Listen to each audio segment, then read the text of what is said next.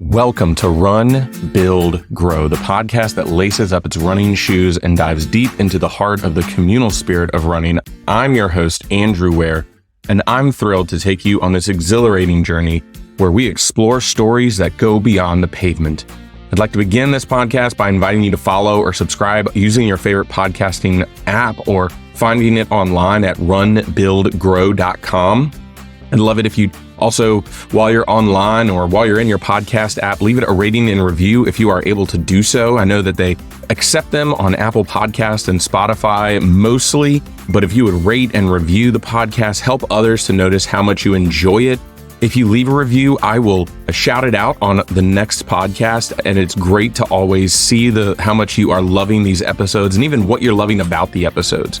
Make sure to also be sharing the podcast with your running community as we all continue to grow on the run and beyond, and I would love to invite you to become part and help support the Run and Rev Run Club. That is this group that I am trying to build that is a part of this network of Run, Build, Grow podcasts, of my On a Long Run blog that I have, and some other things that I am working on in the background related to both running and self-care. And so I'd love it if you would help to support that work. You can do it with a one-time or a monthly donation over at buymeacoffee.com/runandrev. If you love this episode, this interview that I'm about to do with, here you go, Rainey Niklawski, then go over, leave a tip, drop just a one-time donation, or you can become a regular member with a regular monthly donation. And so I'd love it if you would find it to help to support this network, this club that I am helping to grow so that we can all grow on the run and beyond together. So with that, as I said, today's episode is with Rainey Niklawski, who is cycling off of as president of the Richmond Roadrunners Club. And you'll remember her from last week's episode with Nakia and from episode 2 that I had with Chris Mason. And this woman is amazing. She has done so much to help to build the running community in Richmond, Virginia, not just on the heels of Nakia, as we heard last week, but even to give the space for them to be able to do amazing and new things with the Richmond Roadrunners Club. And so we dive through her story, how she got involved in running, how she got involved in Richmond stuff, and even how that has impacted her journey to be able to give back. So let's jump in and let's hear this story. Welcome into another episode, everybody. Hopefully everybody is doing well. Today, we're keeping up with the Richmond theme going on here. I'm joined by Rainey Niklawski. Rainey, how you doing today? Great. Can't complain. Yeah, definitely. And I think just based off of a lot of our other Richmond folks, you are a fairly well-known person in the Richmond Roadrunners and all across the area. And so I don't think anybody's going to be surprised, but where we always love to start here, Rainey, what is your community and what makes your community awesome? Well, as you said, I've kind of known around Richmond, and so I think it's pretty fair to say that the Richmond running community is kind of where I belong first and foremost. I was accepted in about a decade ago and haven't looked back since. And so what do you think for you makes this Richmond running community so great? I know it's one of the only running communities that you've really ever known, but what makes it so great? What makes it awesome that you continue to be a part of it? I think it's just how accepting and how just diverse it is. When I came in, I had absolutely no running background whatsoever. The kind of person that skipped the mile in gym class, however I could possibly do it. And I was never judged, or nobody ever looked down on me or anything like that. And I think it's just been this relationship building experience from day one that I don't know, that just you want to keep repeating into perpetuity. I think I get excited every time there's an opportunity to pay it forward, the kindness that was shown to me when I started. And so let's back up to the beginning of that running journey. What was it that got you into running? What started that spark, kind of got you going? Yeah. So I like to think it's an interesting story, but it's probably not. I was a cigarette smoker for about a decade and was really struggling to quit, as most people do. And I had been quit for about 2 weeks and was really, really having a hard time with it. And one of my friends was watching the Boston Marathon, and that was the year that the bombing happened. Mm. And I found myself kind of in this rabbit hole of watching everyone's stories and seeing how everyone dealt with the trauma and the difference that their life would be after that. And I found myself almost ashamed that I was taking for granted my body as a gift. Like, I was perfectly healthy. I was trying to better myself. And so what way to be a little bit better than to run for those that couldn't run anymore? So I kind of rallied a group of mommies from a group that I was a part of. And we signed up for a race at Pocahontas, and it kind of started there. And a little bit after that, I found an accountability buddy in Chris Mason, Yang. Yeah. And he and I started doing a bunch of races and then the half marathon training. And then it's all history from there. Yeah, and we heard from Chris in his episode the amount of impact that you've both had on each other. Like you say, Yang, you're the yin to his yang, kind of helping and balancing all of that out. And so what was it like being accepted, being welcomed, being brought into this community? Because I think for a lot of listeners, there's going to be some empathy, some understanding into that beginning, wanting to get into better shape, wanting to make healthier habits, wanting to be connected to something that really sparked a level of pain and hurt that needed healing in your life. And so what was it like in those opening, say, months and even years for you coming in to this community, to begin to be welcomed, to begin to be accepted, to begin to be a part of it?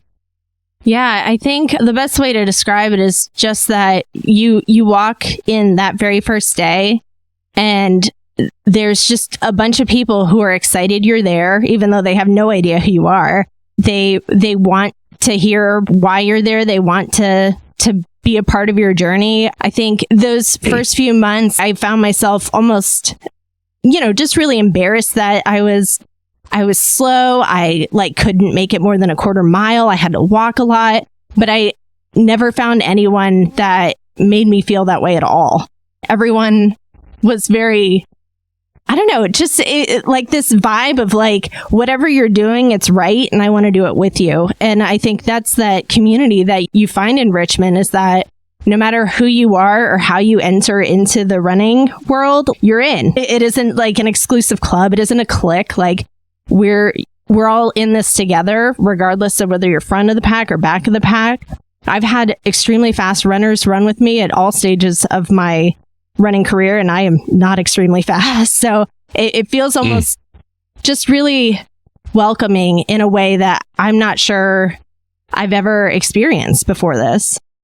Look around at those around you and the role that they've played, or even maybe where they haven't been involved, and think to yourself, reflect on what's gotten you to that point. Reflect on what's gotten you there. Who are those people? What are those situations that have really had that impact on your journey? You've talked about it being the last 10 years now, almost, and 13, the Boston bombing. And so as you're looking over the course of those 10 years, what are those impactful events that are really helping? Because the narrative in this is building to you not just being a part of the running community, but you actually taking a role of leadership in the running community. What are some of those things that really, those events that really start to instill a love and care for the community that you're a part of? What are those things that really help to make you feel not just welcome, but as if like, this is something that I want to now give back to? I actually have a really, really good story for you. Yeah, there you go. So back in 2016, I started training for my first marathon, which I never thought I would be able to do. I had gotten run over by a trailer when I was a teenager and always assumed that at a certain point I would, the tendons or ligaments or whatever would start to kind of come undone and I would not make it. But I was like, well, I'm going to give this a try. So started training for the marathon, worked really, really hard for, 6 months, and then got to the Shamrock race. And in the middle of the night before the race, I was sick to my stomach nearly the entire 6 hours leading up to it, to the point where instead of the start line, I went to the ER. So to this day, we don't know if it was a norovirus or food poisoning. None of my family got sick, so I'm going to say food poisoning. But the point is, I did not make it to that marathon. Was pretty upset. And the spring isn't fully flush with marathons, so I didn't really know what to do next. well, my friends in the running community knew what to do next. I had a pair of friends. I call them the Lizzes, is Liz Gunn and Liz Schoenfeld. They, behind my back, put together a makeup marathon for me with about 70 other people. There were water stops. I had people running with me the whole time. I mean, they had my favorite Gatorades. There was an anthem at the beginning. It was incredible. We ran the Richmond Marathon course, and it was just one of those things where people show up for you in a way that you just will never be able to repay. And oh man, I recognize so much of that story in stories around the run club that I help lead. And man, that impact, it really is. I'd love to explore that a little bit more, because that impact of knowing someone in our club, and she could talk about it too. Man, I mean, for those around you to really come in and say, we know you couldn't have your day, and to see that work you put in for those 6 months. And it's we don't want that to go to waste. We still want you to have an opportunity to experience this and how that felt for you. And so as you're continuing on this journey, what are those feelings bringing up for you? I mean, where did they drive your running journey from there? Because that's 2016. That's only a few years after that. We're here in 2024 now, and it's still this impactful event. And for listeners, I mean, there's a lot of emotion going on for Rainey right now. And so clearly it's an emotional thing, and I can understand it, having helped someone through this. And so what are those feelings that's down there at the heart of that's helping to continue to impact this journey? I think it's just that feeling that you never have to feel alone. I'm still emotional about it, but I was in my feelings and just so upset for just weeks and weeks. Mm-hmm. And the whole time, everyone was building a way to embrace me and help me move forward. And I think knowing that is even, I guess, just on the forefront of everyone's brains, it makes it so that I want to do that for everyone else. And I think that was just the driving factor for the last few years, is that I know how I felt with this kind of support. How can I make sure to give that to anyone that I can give it to? Because we all have so much to give. Support doesn't it's not pie. It doesn't go away. And so I just find myself just driven to keep helping people feel like I felt that day. Well, and still, you see, I get tears now.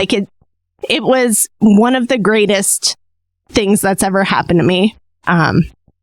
Aside from the kids and wedding and all of that, but yeah. But sorry, go ahead. No, go ahead. Finish that statement.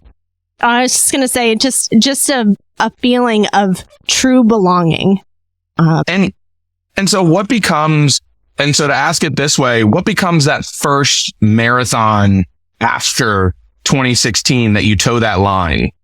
Shamrock, actually. I went back for take two.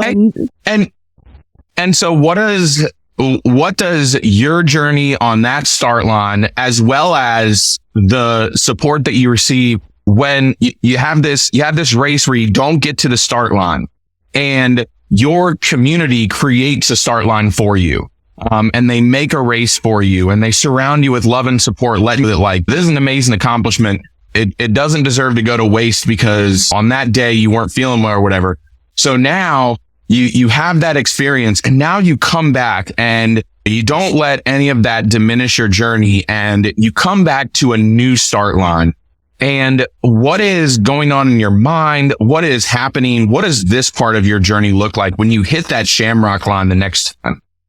I felt like I could do anything, because that support it felt like it followed me to that start line. I have to say, the name of the race that they did for me was called the Rainey Czech Marathon, which I thought was very cute and clever.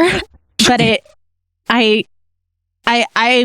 that whole race, I thought about how special it was to have experienced my first one with everyone, and then have that moment for myself in that second race to just reflect Sorry, my cat is like trying to run in just to reflect on what I was doing. And you're running the race, and I'm sure a lot of folks from Richmond are there, even at Shamrock. And I know your participation in Richmond. Down here in Hampton Roads, we don't necessarily do the coach support on the course as well as they do it in Richmond. And so as you're continuing your running journey, you come from Shamrock. I know. So have you done the Richmond Marathon? I can't remember.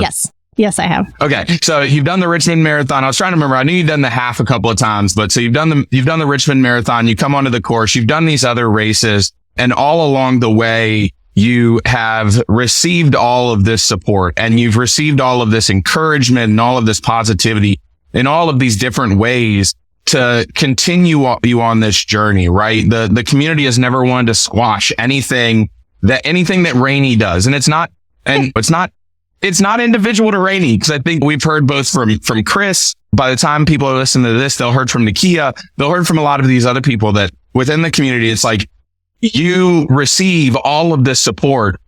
What becomes the time when you say, it's time for me to give back? I think it was definitely right away. I started coaching for the half marathon, taken a year off here and there, but have basically done it for the last 8 years. And every single time that I'm able to get to that Richmond half marathon course and help people across the finish line, and it doesn't even have to be people on my team, but people that you see on the course that are struggling, that are having a tough day, it feels like everything that has built up inside me from the community supporting me, I've been able to like put back out on that course, and that just feels phenomenal. What are some of those training tips that you're giving half marathoners, especially maybe first time half marathoners, as they're preparing for, I mean, at least for me, I've kind of say that I have two starts to the half marathon. I have the half marathon that I ran at 17 years old, hot-headed kid, thought he could do anything. That unfortunately was not disproven for him, because he made it seem like he felt like it was a cakewalk, but either way. But then the 20-something-year-old Andrew, myself, who comes into the half marathon and really gets humbled by it. And to say that like a lot of that half marathon training I did by myself, and I use the word training loosely, considering there might have been like 5 or 6 days of training leading up to it. But let's play the game for a second. Maybe someone listening to this is thinking about, I want to tackle that 13.1 distance. What are some of those things that you're telling folks? You've been doing this for 8 years now, and you've been helping folks, and you've been on the course, you've been all throughout the long run trainings, the way they do in Richmond. So what are some of those things that you're helping these folks to know, to learn, to understand? And then also, obviously the question, not the question, but the automatic rhetorical answer is a lot of this is probably fed from your own journey. And so, what kind of information is there, but also maybe some of the stories that you're continuing to echo to some of these folks? Yeah, I think the first and foremost, I would be remiss if I didn't say get fitted for shoes. I think most of people's injuries really happen from like shoes that they found in their garage, or a pair that their friend said was amazing, or just the most haphazard version of a shoe. Like, I know running shoes are expensive. I buy a lot of them, but what's even more expensive is medical bills. So I think to aid you in your journey on this, like getting fitted for shoes is the number one thing. And then aside from that, I think when you get into running and to having goals and setting your mind to something, it's really that like can-do positivity, and not like toxic positivity, like, oh, everything's great. Mm-hmm. You know, things cannot be great, but you have to remember that you can do it. Like, there's no reason you can't do it. And I think a lot of people are their own worst enemy out on the race course by really starting to get into their own heads about like, oh, this is too hard, this is too difficult. At the end of the day, unless you're number one, you're not winning money. So let's go at the pace that's reasonable for you, and get it done. Let's see. How often? Keep going. I was like trying to think of other tips. It really is so person specific. You find people that are trying to follow training plans that professionals follow. And that's another thing. Like professionals rest for the rest of the day. Like we have jobs, we have families. Like you have to remember that your recovery is going to be a little different, and that if you have to edit a plan, that's not an embarrassment. That's not you being lesser. It's you being reasonable as to the limitations of your life. How much of coaching has bled over into your personal journey? How much of coaching has been, I've noticed in coaching that, again, it's one of those things where now the circle of life continues, right? You receive when you come in, then you start to give back, then you receive again. So on the flip side of that, you're teaching a lot of these folks and you're helping them understand, what does it mean to conquer 13.1, or what does it mean to balance running in life? And so maybe on the flip side of that, what are some things that you're taking away from this coaching experience? Yeah, I think hearing everyone's stories and getting a reminder of kind of why we all do this, and that collective whole. Who are we as a community? Who are the people around me? What is everyone's journey, and how do I hear that and learn from that on my end? I think even as the coach, I can't assume that I know more than anyone else. I'm just there to be a support person. And I think that a lot of the participants have so much to offer, and they don't even realize it. I think listening to people's tips about how they track their miles, how they fuel, how they do things like that, I think there's always things that I pick up from participants that I use in my own running for when I have my coach, which I do this year. Mm-hmm. So, I mean, what are your goals on the run? We'll kind of sit there for a second, and then I do want to move us to Richmond Roadrunners. But I mean, what are your goals on the run? Like, obviously, you continue to coach, I would assume. But what are your goals? What do you want to see happen to Rainey? Well, so this year I am after a 50K PR. I did a 50K a couple of years ago with a group, and it was so fun. I feel odd saying like a 7-hour run is fun, but we're going to go with it. No, it's not. It's not. And last year I signed up for a 50K, and just my season kind of fell apart, and I wasn't able to train, and I just went ahead and did it. And it was fantastic. And I had so much fun, but I was very ill prepared. So like the next day it was like trying to climb a mountain, walking up the stairs and things like that. And so this year I am training like a reasonable person for a 50K and going to come out actually prepared and feeling really good. And I'm not looking to like break any records or anything like that, but I just want to come away smiling and be able to walk up the stairs the next day.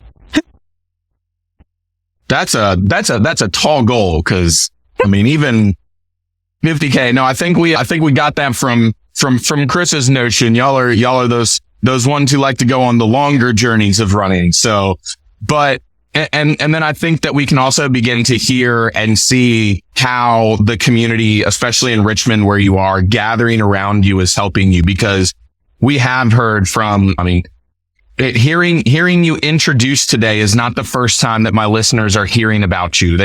They'll have heard about you many, many times by now, because I think that there is this impactful thing of what you are offering to the Richmond community, and not just looking at what's been received, but even just the life that it has offered you, both you and your husband, mind you. I mean, I thought about doing like a co-interview, but I really just wanted to get Rainey's story out here. I try and get Kyle on a little bit later. And so let's follow this through, because a lot of this builds up and builds up and builds up. And again, Nakia was on the last podcast.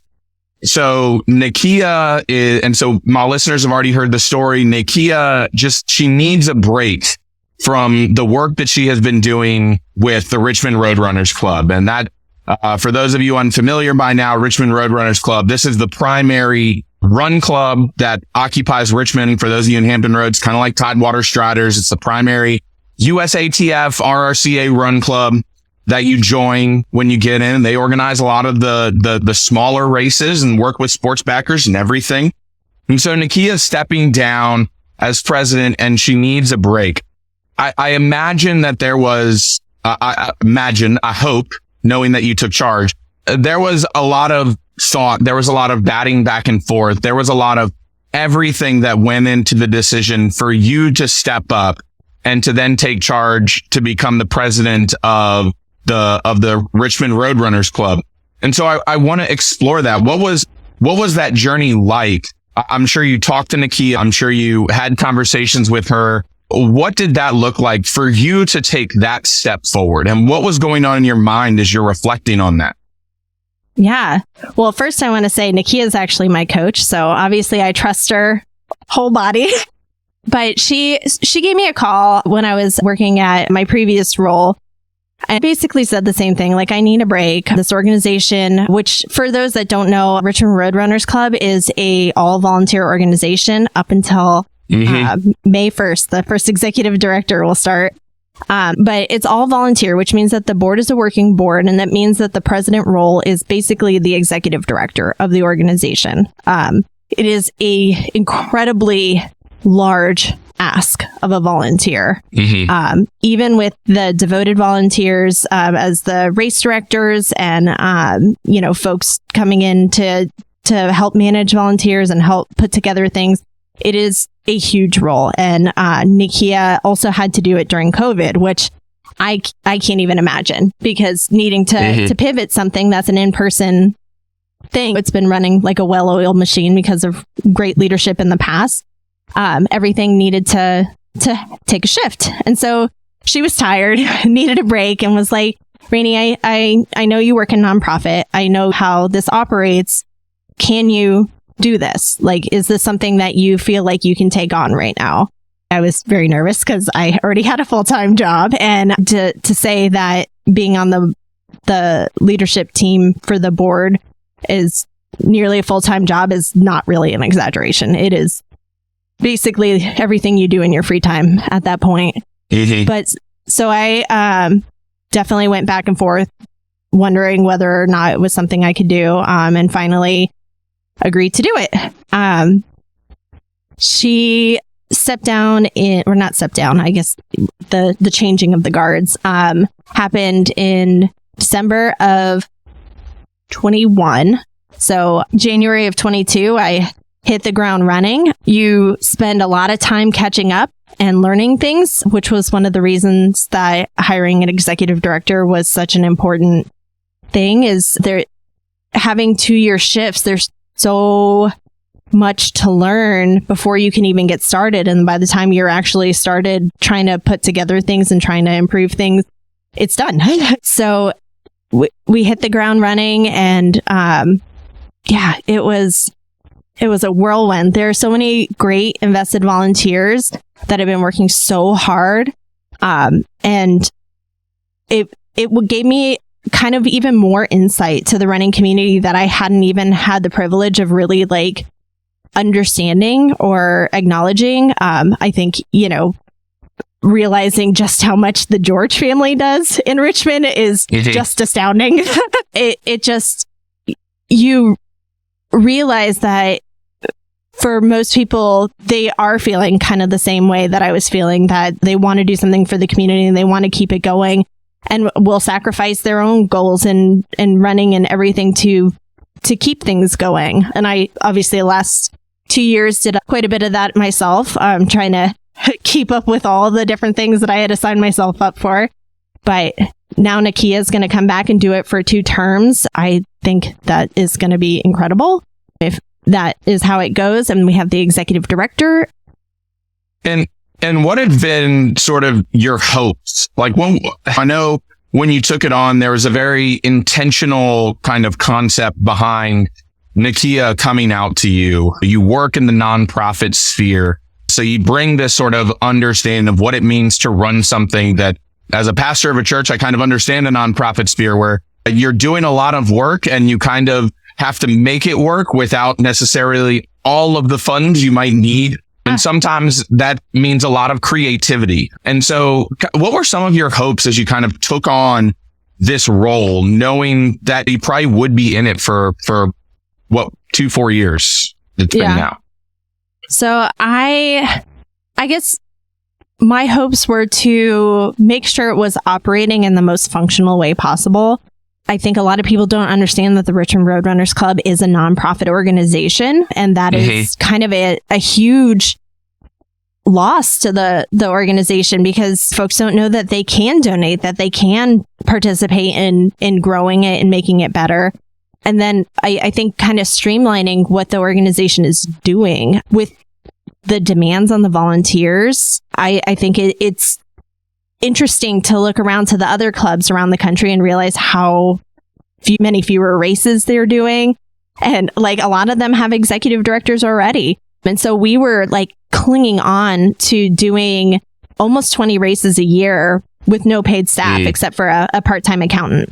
And that was just mind blowing to me. And so I kind of spent the first year, I like to observe and make sure, I'm not like changing something that's been done in a way for a certain reason. And then the second year, I kind of came back with more of that purpose around like hiring someone, trimming back the races a bit. I think, you start finding yourself doing the same thing over and over and over again and expecting different results. But it at some point, things need to be sunset, when the cost gets too high, when the interest becomes low.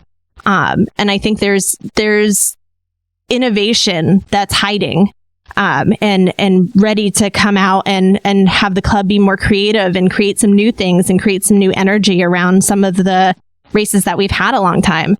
I think, Frostbite was a perfect example this January. It had been done the same way over and over, and it was a fantastic race and beloved.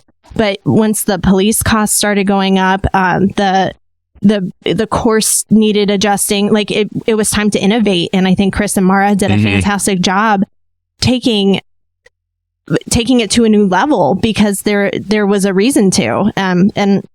So my role in it, I wanted to kind of give that opportunity, like shove things off a cliff a bit to be like, hey, this is not working. Why are we doing this? Like the toy run was successful for a gazillion years, had to be moved out of Innsbruck, and then just never kind of found its footing again, especially after COVID. And then, with the Sports Backers race in December, oh my gosh, I can't think of what it's called now. Oh gosh, the Tacky Light Run? Tacky Light, thank you.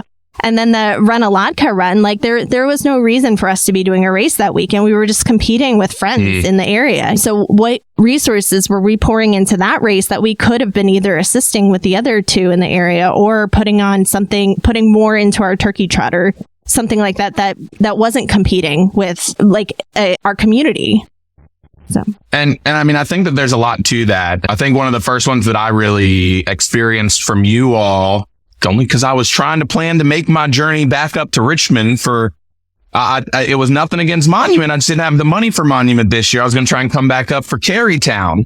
But I think it goes to show that was one of the examples that I saw, and I had to remind myself of all the things that go into it. And now here in Hampton Roads, I think we're starting to see the after effects of that, of having to either transition races or transition events that we long thought, I guess you could call it like holy and sacred for our running community, but also to like give birth and life to something new. Here in Virginia Beach and rock and roll couldn't work on anything new, so they had to get rid of the rock and roll half. That gave birth to this new race from J&A, the VB 10 miler. Then down here, we've had some disruptions with the Elizabeth River Run, which is like a really big 10K, and I'm trying to get that right. And so even where there is kind of that understanding of there are those hard decisions that sometimes need to be made, I think we can see that opportunity for newness and even for greater community. So as you're coming to the end of your presidency now, and you and Nikki are transitioning or have transitioned, I probably like it all probably blurs together at some point in time. And you move into this new role. And I say new role as it's probably about the same role you had before. Now if I'm not mistaken, you're a member now, and you don't hold an executive position. And so has being the president impacted the way that you are now viewing what is happening in the life of Richmond Roadrunners? And is it impacting the way that you are engaged with the Richmond Roadrunners as a community, and even by extension, some of the other communities or some of the other clubs and groups and training teams that are in Richmond? Yeah, no, I think seeing it from the inside, you definitely have a really good understanding of how much it takes and the types of tough decisions you have to make and the type of adjustments you have to make and just how flexible you have to be. I think in my head, good examples, the frostbite race, again, they had to shorten it.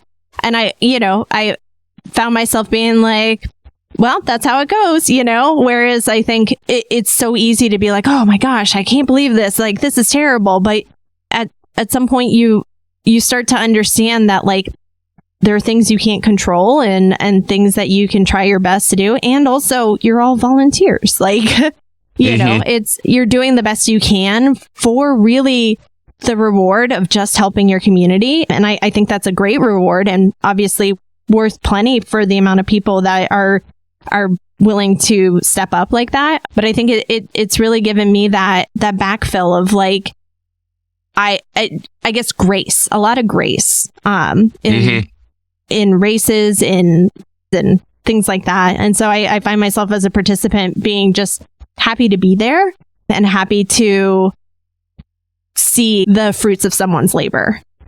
And so moving forward, you and Nikia both mentioned this new transition, this new phase for Richmond Roadrunners, working under an executive director, obviously still having a board since it is a nonprofit, but being able to have a paid staff person who can help to do a lot more of the day-to-day work, I imagine. And you're transitioning out of your role as president into being a member, but I think we could all name a very engaged member within the community. And so as you look into the future, as we're recording it, this weekend is Monument Avenue. It literally is one of the best races just because of the environment and the atmosphere. And then obviously Richmond is one of America's friendliest marathons. There is so much birth for life, for just joy in the Richmond running community. What are your hopes moving forward for the city of Richmond as a running community, for the Richmond Roadrunners, for the work that Sports Backers does, for the work that Lucky Road and Fleet Feet and some of the other running stores in Richmond? What's your hope for this community that has been growing now for a while and is starting to really like bloom and show the fruits of their labors? I think my hope is that it just continues. Like, I hope that we're able to build a really cohesive like race schedule where there's something for everybody. But while I enjoy the longer distance, that isn't everybody's cup of tea. And I think having the options to do different things and to be different places and to participate in different things, having the opportunity to be a volunteer and not feel obligated to continue or something's not going to happen, or to be able to participate on your own terms. Like, I'm really hoping that with this new executive director, we'll be able to really smooth out kind of Richmond Roadrunners' place in the calendar in collaboration with Sports Backers, because I think nothing's going to work if we're competing, because it's not a competitive industry. Like, the chips will fall where they may. But I think, building up that community where there is a spot for everyone. I think looking at like We Off the Couch and groups like that, where they're taking everybody and like really holding them close. And I want to encourage other groups like that. I want to be a part of making sure that nobody feels alone and feels like they don't belong, because, there's one thing you can learn about the Richmond running community. It's that everybody belongs.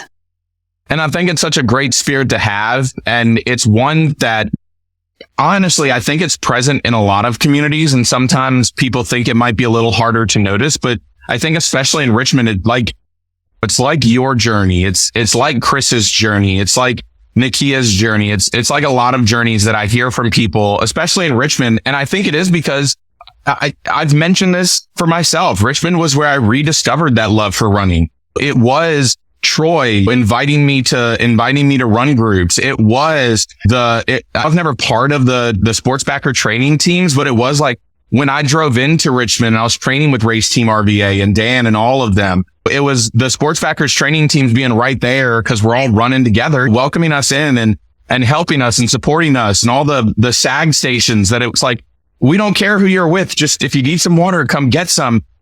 It is that welcoming experience. And I think that there's a lot to be said for a community that can kind of foster itself in that beginning to continue to, or even not to continue, but just to never forget that. Because I definitely think that that's something that makes a lot of running communities special, is the way that they do a lot of that work. So let's jump into these end of podcast questions. I think the first one we might have already answered in the course of the podcast, but I want to see if it's different. So what is your favorite distance to run or to race? Oh, it actually is. It is different. My favorite is the 8K. Okay. All right. I love a good, like 10K just feels like a mile too far, and 5K feels a little too hard for some reason, but 8K is just that great. You're warmed up, you're ready, and you have a couple miles to like really punch it for the end. What is your favorite post-run food, snack, meal? What do you want to eat after you've done a good long run or even done a race? Oh, if you ever run with me, you'll know somehow we talk about food literally all the time. I don't even know how it happens, but we end up at food.